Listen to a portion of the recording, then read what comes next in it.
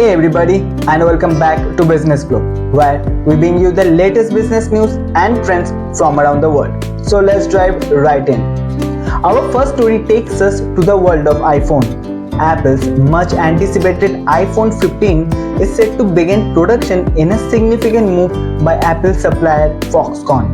The production is taking place in Tamil Nadu as the state of India as the part of Apple's strategy to diversify its manufacturing base and reduce supply chain risk.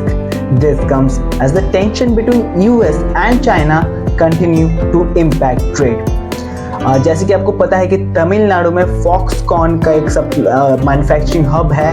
Apple iPhone बनाती है वो, और पिछले साल में जो news था कि कुछ लेटेस्ट आईफोन मॉडल्स भी बन रहे थे, और अभी न्यूज़ ये आ रही है कि आईफोन 15 जो है वो भी फॉक्सकॉन बनाने वाली है इंडिया में. और ये काफ़ी ज़्यादा अच्छी न्यूज़ है क्योंकि यहाँ से एक्सपोर्ट ऑफ आईफोन भी होगा टू द वर्ल्ड, और इंडिया में भी आईफोन का मैन्युफैक्चरिंग हो रहा है, तो इसके हिसाब से जो कॉस्ट थोड़ा सा कम होने की गुंजाइश है. और एप्पल का बहुत ज़्यादा फोकस अभी इंडिया पे है क्योंकि इंडिया पे उन्होंने अपना ऑफलाइन स्टोर भी खोला है. 2 ऑफलाइन स्टोर्स अब तक खुल चुके हैं और वहाँ पे अच्छी ग्रोथ देखने को मिल रही है, काफ़ी ज़्यादा अच्छी ग्रोथ देखने को मिल रही है एप्पल को इंडियन मार्केट में. एंड इवन एप्पल ने बहुत ज़्यादा आईफोन एक्सपोर्ट भी किया है इंडिया से, तो इंडिया के लिए मैन्युफैक्चरिंग के पॉइंट ऑफ व्यू से देखा जाए तो अच्छी बात है, और एप्पल के पॉइंट ऑफ व्यू से देखा जाए तो भी अच्छी बात है क्योंकि इंडियन मार्केट्स एक्सपैंड होती हुई दिख रही है एप्पल को. और एक बात कि एप्पल ज़्यादातर प्रोडक्शन पहले चाइना पे करता था, ऑलमोस्ट उनका डिपेंडेंसी चाइना पे था आईफोन प्रोडक्शन के लिए, लेकिन अभी वो डाइवर्सिफाई करना चाह रहे हैं क्योंकि यूएस और चाइना का जो क्लैश है गवर्नमेंट रेगुलेशंस में, कुछ चीज़ों पे बैंड भी लगाया गया है, तो ये ट्रेड क्लैश हो रहा है. इसके वजह से एप्पल अपने प्रोडक्शन को हैम्पर नहीं होना देना चाहती है. तो देखते हैं फ्यूचर में और क्या क्या एप्पल के प्रोडक्ट्स इंडिया पे मैन्युफैक्चर होंगे और किस तरह से ये इंडियन इकोनॉमी को बूस्ट करने में हेल्प करेगी. Moving on to the next story, we shift our focus to the fascinating world of AI. DynamoFL, a startup specializing in privacy-preserving generative AI solution, has secured an impressive $15.1 million funding. Led by Nexus Venture Partner and Canopys Venture, this investment will fuel the expansion of DynamoFL's team and pioneering the technology.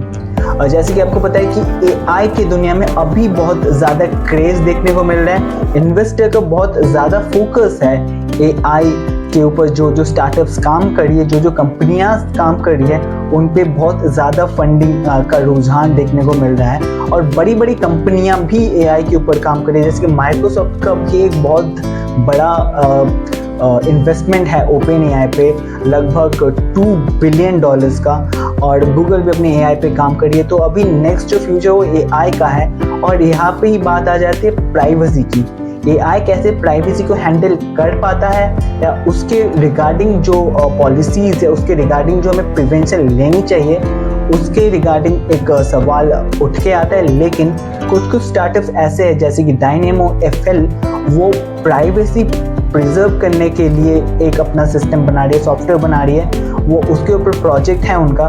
तो privacy preserving generative AI solution उनके ऊपर उनका काम है, और उनको $15.1 million की funding मिली है, जो कि काफ़ी अच्छी बात है.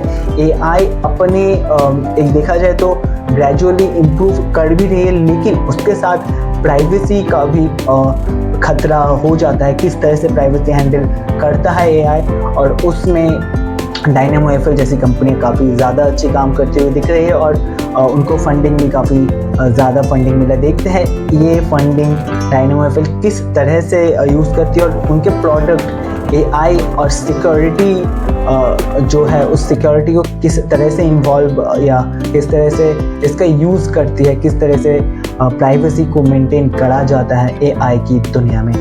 Last but not the least, we have an unexpected turn of event in the tech industry.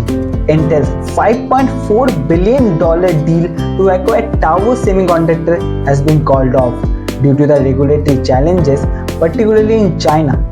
The implication of this decision reverberate through the semiconductor sector and beyond.